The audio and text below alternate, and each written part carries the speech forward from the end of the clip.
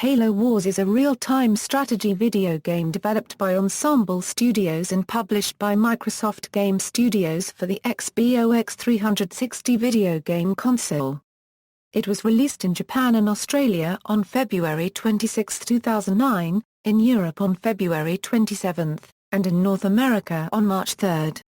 The game is set in the science fiction universe of the Halo series in the year 2531, 21 years before the events of Halo. Combat evolved. The player leads human soldiers aboard the warship Spirit of Fire in an effort to stop an ancient fleet of ships from falling into the hands of the genocidal alien Covenant. Halo Wars was officially unveiled at the X06 Xbox show in 2006. Ensemble designed the game specifically for the Xbox 360 controller, in an attempt to circumvent issues present in previous console RTS. Ensemble was closed by Microsoft before the game's release, but soon after Robot Entertainment was founded by many of Ensemble's former employees. This new company continued to support Halo Wars with updates and downloadable content. Halo Wars received generally positive reviews. Reviewers lauded the game's pre-rendered cinematics, attention to detail and replicating the Halo universe, and intuitive control scheme. Complaints against the game included the lack of an option to play as the Covenant faction in campaign mode as well as the lack of strategic options during play. Critics from GameSpot and USA Today wrote that experienced RTS players would find the strategic elements of the title shallow. The game sold 1 million units worldwide through March 2009, making it the best-selling console real-time strategy game to date. Gameplay. Halo Wars is a real-time strategy video game developed exclusively for the Xbox 360 console, in which players command armies from a bird's-eye view of the battlefield. The game focuses on military combat, but contains streamlined resource management and base construction elements. It was designed with the Xbox 360 controller in mind. For example, the A button is used for selecting units. A single tap of the button selects one unit, while a double tap selects all units of the same type. The left D-pad navigates to current battles and cycles through bases, while the right analog stick adjusts the camera angle. A radial menu is used for base construction.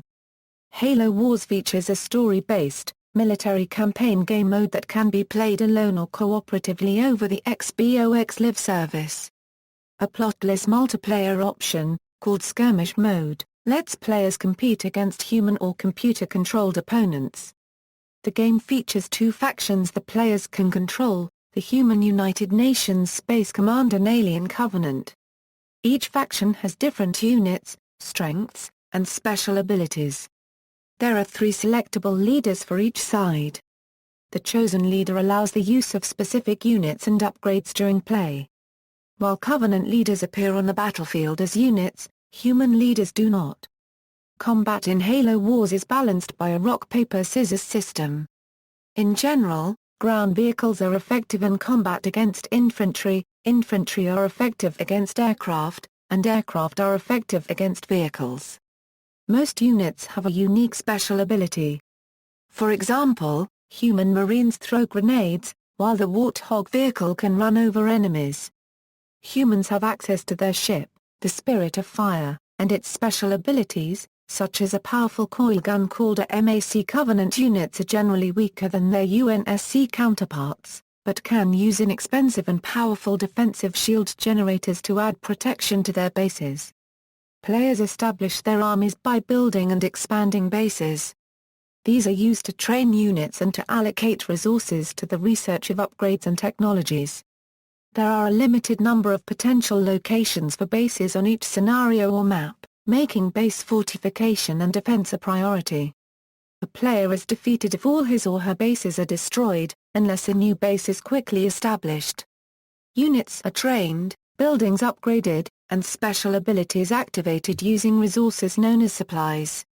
Players can find supplies on the battlefield, or generate them by building supply structures at bases. Greater numbers of these buildings produce more supplies. Some structures and upgrades become available only after the player achieves a certain tech level. the UNSC can achieve multiple tech levels through the construction of reactors, with some actions requiring up to level 4. The Covenant builds a single temple that allows 3 upgrades of tech level. The Covenant has 1 fewer tech level, and each upgrade is more expensive. Destruction of a temple results in the loss of all tech until the temple is rebuilt. Each base has a limited amount of space, so players must balance their resource buildings with other facilities, such as those used to create military units. The number of units a player can deploy is limited, but certain upgrades ease this limit. Plot, setting: Halo Wars takes place in the science-fictional universe of the Halo series, during the 26th century. In 2525, a collective of alien races known as the Covenant attacked humanity, declaring humans an affront to their gods, the Forerunners. The game takes place in 2531, roughly 20 years before the events of Halo. Combat evolved. 6 years after the Covenant invaded the colony of Harvest, human UNSC forces are still locked in battle on the planet.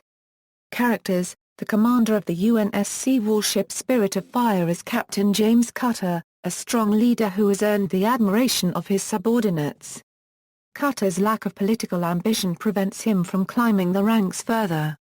Serving under Cutter is Sergeant John Forge, a Graft Marine whose devotion to his men has caused him to be jailed twice for disobeying orders and engaging in disorderly conduct. Joining the Spirit of Fire Euro's military expedition is Professor Ellen Anders, a scientist interested in ancient ruins of the mysterious Forerunners. The Spirit of Fire is operated with help from Serena, a super-intelligent artificial intelligence with a sardonic sense of humor. It has been noted that she demonstrates a level of contempt for the humans she assists. Leading the Covenant's search for Forerunner technology is a holy warrior known as the Arbiter, who the Covenant leaders, the Prophet Hierarchs, have tasked with the oversight of humanity's destruction. Story: the Spirit of Fire is sent to the ruined planet Harvest to investigate Covenant activity, where Cutter learns that the Covenant has excavated something at the planet's northern pole. When the UNSC's main outpost on Harvest is captured, Cutter orders Forge to retake it. Soon after, Forge scouts the Covenant excavation and discovers that they, under the direction of the Arbiter, have discovered a Forerunner facility. Forge's troops defeat the Covenant forces before they can destroy the installation, and Anders arrives. She determines that the facility is an interstellar map, and recognizes a set of coordinates that points to the human colony of Arcadia. After repelling a Covenant counterattack on the Forerunner facility, the Spirit of Fire travels to Arcadia, where the Covenant has begun raiding local cities and slaughtering civilians. Forge contacts the local Spartan Special Forces and assists with the evacuation process. The Covenant builds a giant energy shield to hide the construction of a gigantic Scarab superweapon, but the UNSC forces use experimental equipment to break through. The Scarab is destroyed, but the Arbiter kidnaps Anders and escapes the planet. Forge and the Spartans return to the Spirit of Fire and the crew follows Anders' signal to an uncharted planet in another star system. The planet's surface is infested by the parasitic flood, who attack and assimilate any sentient life they encounter. The Spirit of Fire inadvertently activates a Forerunner docking station and enters the planet's interior. Flood board the ship, and very soon Forerunner sentinels appear to cleanse the flood threat and also to destroy all UNSC forces in the process.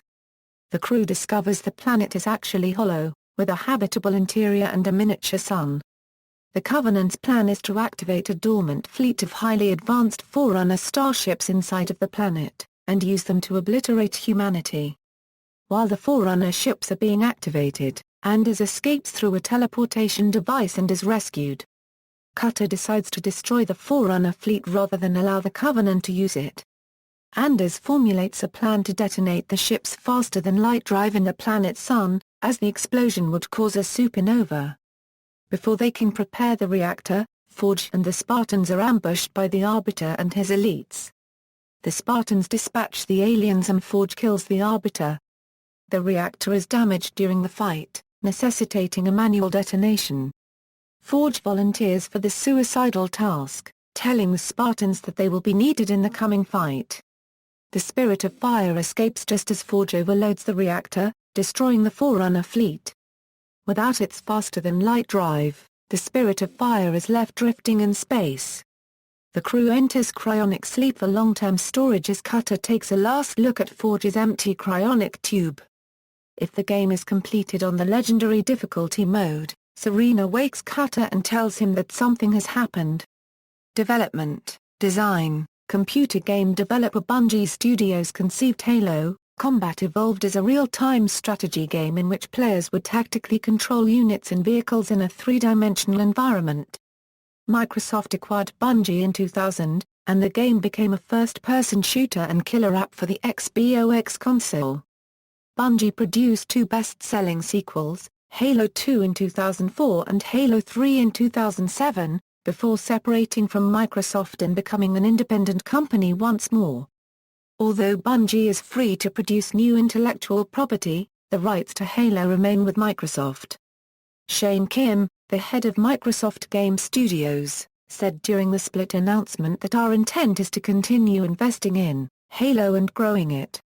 In 2004, the Microsoft-owned Ensemble Studios developers of the Age of Empires strategy series began work on the game that would become Halo Wars.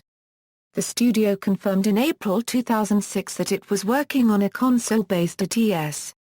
CEO Tony Goodman said, "We're giving our TS games on the console a shot.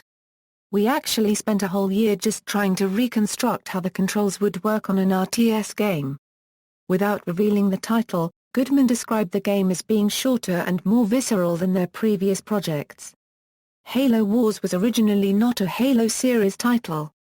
Ensemble spent 12 to 18 months working on the control scheme, using the Age of Mythology engine. The development team hacked an Age of Mythology expansion, the Titans, and used it as a prototype for control experiments. Ensemble found that managing Age of Mythology's resources, units, and buildings was too difficult with the console's controller. The answer to making a PC-style strategy game for a console is actually hidden in the question, Jason Pace, Microsoft Game Studios lead producer, told the New Zealand Herald. "It's something we believe has held strategy games back from succeeding on the console. You can't effectively bring a PC-style strategy game to the console because the fundamental game mechanic is tied to the mouse and keyboard input devices. It's not a question of just changing the control scheme to be gamepad-friendly. You need to adapt the underlying strategy mechanic to make sense with a new input device." Senior designer Justin Rouse said that the team kept the controls from the research they had conducted, but scrapped the rest in favor of building from the floor up what we need, at the basics, the core of a strategy game. With the goal of making the first great strategy game on a console, Ensemble streamlined gameplay mechanics. The game's single resource is produced at each base site, which allows players to quickly cycle through their bases instead of micromanaging multiple resources at many locations. Once the developers were satisfied with the controls, they presented their project to Microsoft, who suggested that it be turned into a Halo game. Bungie was reportedly not happy about this development.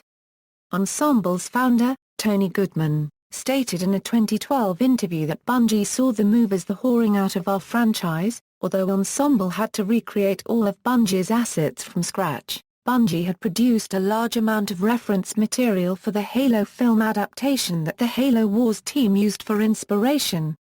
Another reference point was art from the Halo first-person shooters. However, as the art was from a forward perspective and Halo Wars takes place from a bird's-eye view, the team exaggerated shapes to make the units recognizable. Lead designer Graham Devine noted that the Warthog Jeep is actually jumping 3 times as high as it does in Halo, and it goes 4 times faster than it does in Halo, and all these things are but it looks the same. Very different, between look and accuracy.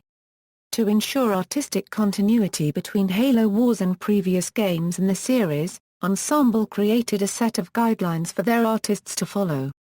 For example, the Covenant were to retain their curvy, organic look, while the Forerunner and UNSC were to keep the same geometry angles.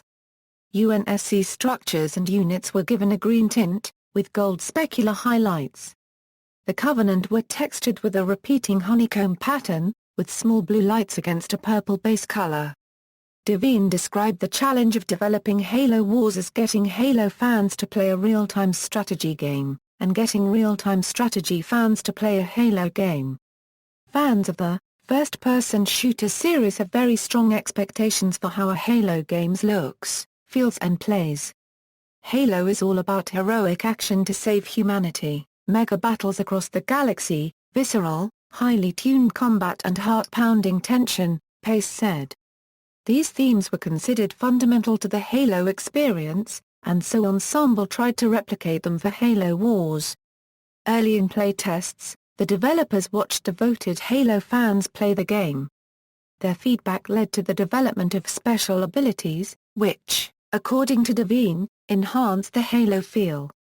Ensemble initially considered making the Flood a playable race, but this idea did not progress beyond the concept stage. According to Devine, this was largely because the Flood would have needed to be similar to StarCraft Zerg, in order to maintain balance with the UNSC and Covenant. This did not match the Flood's role as the single scariest thing in the galaxy. Because of the Master Chief's large role in previous games, significant effort was expended on the Spartan units. Lead programmer Dave Pottinger said the design team started out just accepting and embracing the fact that the Spartans have to be the coolest unit in the game. If they're not, it's not going to meet the Halo fans' expectations. To position the Spartans as kingmakers in gameplay, the team gave them what it considered to be the coolest unit ability, hijacking enemy vehicles. The developers hoped players would become attached to individual Spartans in the campaign and gave each one an individual name. Skirmish units were left nameless. The character design of the Spartans was meant to emphasize their relative inexperience and the setting of the game, which takes place decades before the events of the main trilogy. Devine commented on the Spartans' look. "We felt because it was 20 years earlier, these are much younger Spartans. They aren't quite as experienced as Master Chief, and we looked a lot at combat infantry going into actual wars, and typically at the beginning of a war, especially the Vietnam War, if you look at the infantry, they're all loaded up. They have all the backpacks on, they have all the belts on, every single bit of armor is there, and they're carrying around lots of armor. At the end of the war, they've lost it all and just carry what they need. This is all they have. So if you look at our Spartans, they have more pieces of armor on going into the war. They have more markings on there, more pieces of armor. They've still got the belts on, they're still carrying around everything." Ensemble expanded the Halo universe during the game's development, in order to create enough units to give players strategic options. Among the new units was the Gorgon, a biped mech that used weapons called needlers to destroy light aircraft. However, Ensemble later realized that the Gorgon invalidated a rule they had established: anything with 2 legs that walks was an infantry unit. Instead, the team added a new aircraft called the Vampire. The UNSC, meanwhile, lacked a melee unit to match the Covenant's hand-to-hand power. Ensemble considered using the original, less advanced Spartan Mark I suits of armor, in keeping with Halo lore, but once added these units were indistinguishable from Spartans in appearance. Instead, they created a lumbering, mechanized unit called the Cyclops, a nod to Age of Mythology. Time constraints prevented many elements from appearing in the final game. One such missing feature was a fatality system by which Spartans or Covenant leaders could inflict massive damage on large groups of units. Pottinger said that the animations, while interesting, did not mesh with the fast-paced combat of Halo Wars and raised balance concerns. Other elements based on Halo fiction did not work in a strategy game. Although more than 100 people worked on the project, which cost tens of millions of dollars, a Covenant campaign was never realized because of a lack of manpower and money. Announcements. Halo Wars was officially announced at Microsoft's X06 media briefing on September 27, 2006, with a pre-rendered trailer created by Blur Studio. The trailer depicts a group of Warthog vehicles searching for missing soldiers. Covenant elites ambush the patrol and a battle ensues involving human and Covenant vehicles and infantry. The trailer ends with the arrival of Spartan reinforcements. GameSpy listed the trailer in its top 25 video game cinematic moments, because it showed the world of Halo on a much grander scale. Halo Wars was exhibited at the Electronic Entertainment Expo in 2007 and 2008. Devine narrated the soundtrack for a video shown at E3 2007, which was later made available on the Xbox Live Marketplace. This video described the game's controls, user interface, vehicles, special weapons, and new units. It also showed a UNSC base consisting of an airbase, vehicle depot, missile silo, and other buildings. IGN, Next Generation Magazine, and PC World ranked Halo Wars as one of the most anticipated showings at E3. On September 10, 2008, Ensemble Studios announced that it would close after Halo Wars Euro completion. Ensemble founder Tony Goodman and other employees announced the formation of a new studio, Robot Entertainment, shortly before the game's release. Another group of ex-staff created Bonfire Studios. Robot announced that, while developing new intellectual property, it would support Halo Wars and Age of Empires through a partnership with Microsoft Game Studios. Audio, Halo Wars Euro music was composed by Stephen Rippey, the composer for all of the Age of Empires games. Rippey wanted to write new material while maintaining continuity by reusing iconic elements of the Halo trilogy's music, written by Martin O'Donnell and partner Michael Salvatore. Consultation with O'Donnell and Salvatore finished before Rippey became involved in the project, but the composer sent a compact disc of his work to O'Donnell halfway through the writing process. Before starting work on Halo Wars, Rippey listened to previous Halo soundtracks and searched for useful material and discarded ensemble projects. "I'm a big fan of both cataloging that stuff and stealing from it without remorse," Rippey said. "Sometimes you don't know what you've got until you really, really need it." Rippey and audio lead Kevin McMullen examined O'Donnell's tracks to identify elements to reuse in Halo Wars. Foregoing his usual method of writing melodies before determining the method of sound production, Rippey built melodies around synthesizer patches or drum loops. He felt that scoring for science fiction was a change of pace from his previous work, which was written for historical settings. Rippey began writing music for the game in April 2007.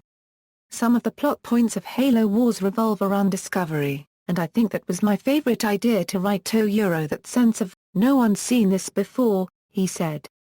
The first two tracks combined repurposed elements from past projects with his efforts to convey the Halo sound. Flolo contained musical ideas Rippey had experimented with since his last project, Age of Empires 3, The Warchiefs. Bad Hair Day was the first piece in which he tried to incorporate the Halo sound. Rippey felt it important to avoid repeating too many old themes because he wanted the game to have its own identity. However, he wanted to continue to incorporate choir and piano, elements he believed to be integral to the sound of previous Halo games. In adherence to an Ensemble Studios tradition, the tracks are often named after coined phrases and inside jokes, rather than in-game events. By the end of 2007, Rippey had completed all of the gameplay music, including end credits, battle themes, and ambient world tracks. In the game's skirmish mode, the music reflects the environment rather than the warring factions. To ensure that the character of the music changed depending on the environment, he followed self-imposed rules. One environment could feature guitars, but not piano, for instance. To musically unify each world, he added a short introductory piece containing common elements. In contrast with the skirmish mode, the campaign mode contains different recurring melodies for each major character and the human ship Spirit of Fire. Rippey's most intensive work period was January 2008, when he began writing music for the game's cinematics. By this point, he had been working on the score for 9 months. Rippey finished the score by February 2008, and, after 3 months, all tracks were ready to be recorded. Although the previous live orchestrations for Halo games were performed by the Northwest Sinfonia in Seattle, Washington, Rippey chose the Philharmonic Orchestra of Prague to record Halo Wars Euro music. Rippey had been in Prague attending recording sessions for Age of Empires 3, The Asian Dynasties, and loved both the city and the sound the orchestra produced. The lower cost of recording in Eastern Europe was an additional benefit. The March 10 Euro 15 recording sessions involved 24 vocalists and 45 instrumentalists. Choir and string sections were later overdubbed to enlarge the sound. In all, roughly 65 minutes of Halo Wars a Euro 75 minutes score were recorded in Prague. The final touches and production took place in Seattle. O'Donnell attended one of the mixing sessions. Rippey used the Audio-Kinetic WWISE pipeline to create dynamic music that changes with the action in the game. Although Rippey used WWISE's tools only for dynamic music, they made audio systems setup much easier than in previous Ensemble games.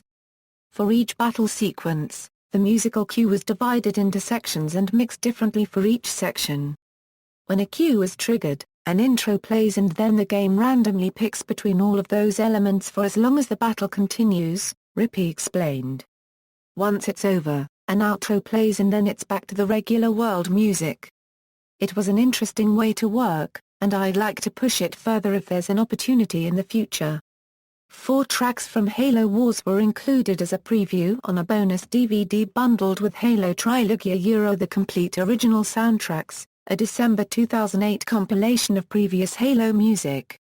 The tracks were mixed in Dolby Digital 5.1 channel surround sound and packaged with video of recording sessions and the 5 Long Years trailer. The soundtrack was released on February 17 as a standalone compact disc and as a digital download. AOL Radio secured the exclusive rights to premiere the soundtrack early, playing a new track at the beginning of every hour. Release. The pre-release playable demo for Halo Wars was first mentioned in the October 2007 issue of Official XBOX magazine, and it became available for download on February 5, 2009. Redemption codes for early access were given starting January 29. According to Microsoft, the game demo was downloaded by more than 2 million XBOX Live Gold members in the first 5 days, and set a record for most demo downloads on the service. In addition to the standard retail version, a limited collector's edition of Halo Wars was made available. To attract Halo 3 Euro's player base, Microsoft bundled early access to the Mythic Map Pack, a collection of 3 Halo 3 multiplayer maps, with the collector's edition. A 48-page, half-size hardcover graphic novel was also included. Titled Halo Wars, Genesis, it was created by Phil Noto, Graham Devine, and Eric Nylund. It explores the background stories of Anders, the Arbiter, Forge and Cutter. Other bonuses included a unique in-game vehicle, trading cards, and a Spirit of Fire patch. Players who pre-ordered the game from certain retailers received a special in-game Warthog vehicle with flame decals. GameStop announced that on February 28, 2009, 1,000 stores in the United States would hold Halo Wars tournaments, and 2,000 GameStop stores held midnight releases for the game. European market sold a Best of Halo bundle of Halo Wars, Halo 3 and an XBOX 360. On release, Halo Wars reached second place on the United Kingdom weekly sales charts behind Killzone 2. Halo Wars reached only 16.7% of Halo 3 Euro's first week sales, but it outsold Command & Conquer 3, Tiberium Wars threefold, making it the fastest-selling console strategy game. The following week, Halo Wars Euro's sales were ranked 5th. In Australia, Halo Wars Euro weekly sales ranked highest, ahead of Killzone 2. By March 12, the limited edition and standard version were ranked 2nd and 3rd, respectively, on the United States XBOX 360 sales charts, behind Call of Duty: World at War. Gamasutra attributed the surge in Halo 3 sales to the release of Halo Wars. The former was 4th in the United States and 2nd in Australia in sales of XBOX 360 games, and reappeared on the list of top 20 United States console games for February. Before the game's release, industry analyst Michael Pachter estimated that Halo Wars would sell 2 million units. On March 19, 2009, Microsoft announced that the game had sold 1 million units and that players had spent 118 total years of time in online skirmish matches. According to NPD Group's March sales figures, Halo Wars sold 639,000 copies in North America through March, making it the third best-selling game in the market. Downloadable content. After Ensemble's closing, Robot Entertainment announced that it was developing downloadable content for Halo Wars. Pottinger described support as ongoing rather than a one-time effort and compared it to Bungie's post-launch additions to Halo 3. He stated that Robot would also work on balance issues, bug fixes, and other patches. The first DLC package, Strategic Options, added 3 new multiplayer modes. Keep Away is similar to Capture the Flag. In it, players try to capture and hold Forerunner units. In Tug of War, players earn points by fielding large armies and destroying enemy units. In Reinforcement, players receive units as reinforcements, rather than training them at bases. The amount of available resources and reactors determines which types of units are deployed and the upgrades they can earn. Strategic Options was released on May 19, 2009, after a patch that addressed software bugs and game balance issues. The update garnered criticism for its small size and high price. Pottinger responded on the Halo Wars forums that the game modes were small downloads, because they are rules. There is some new content, but it's obviously a different type of content compared to a map. Robot released a second DLC package on July 21, 2009. The DLC, dubbed Historic Battles, contains 4 additional maps and 4 new XBOX Live achievements. Reception. Halo Wars garnered generally positive reviews. The game has an average of 82.05% and 82/100 on aggregate websites Game Rankings and Metacritic. Critics were split on whether Halo Wars was a successful console translation of the RTS genre. GameSpy's Alan Roush argued that, as Halo, Combat Evolved showed that first-person shooters could work on consoles, Halo Wars is an RTS on a console. And it works. Tom Price of Team XBOX said that gamers have been waiting a long time for a console RTS to get it right, and Halo Wars did so. Reviewers for official XBOX magazine credited Ensemble with creating a strategy game that felt absolutely at home on the console, rather than a poorly shoehorned port of a PC game with clumsy controls. One UP's Thierry Nguyen was neutral about whether it was a good RTS game or Halo title, but called it a solid beginning towards what could be a really good console RTS. Digital Trends Scott Steinberg said that, while not perfect, Halo Wars made a strong case for the viability of RTS on consoles. There's certainly the potential to have PC holdouts seriously reconsidering hoisting the controller. Peter Haralaub of the San Francisco Chronicle offered a dismissive summation of the game as a remedial Euro real-time strategy for dummies, and stated that the game offered relatively little innovation when compared to other Halo titles. Reviewers generally praised Halo Wars' Euro controls. Critics who were less experienced RTS players, such as Darren Zenko of the Toronto Star, appreciated the streamlined RTS experience. In contrast, critics such as Luke Anderson of GameSpot said that the game lacked the depth necessary to attract more seasoned RTS players. Some critics were frustrated by the lack of control Fiat Hurriza Euro specifically, the ability to create and manage groups of units, the lack of hotkeys, the inability to set rally points for different units, and the need to return to the base to adjust production. Nguyen wrote that finesse maneuvers are more difficult to pull off than they should be. Brett Molina of USA Today said that experts would find the action oversimplified, but that the game is an excellent choice for fans of the Halo universe and players new to real-time strategy. Reviewers for GameSpy, G4TV, and Eurogamer stated that the controls worked well mainly because the developers omitted features to make most options quickly available. For example, limiting base construction to select areas made sure players could easily find their buildings. Reviewers considered the factions balanced. Eurogamer's Kyron Gillen commented that the Covenant was harder to master, especially because the campaign served as a tutorial for the UNSC, but no similar introduction was available for the Covenant. However, he said the two sides were authentically different, and each offered its own challenges to players. Some critics, such as Nick Cowan of the Daily Telegraph, wished that the Flood was a playable faction.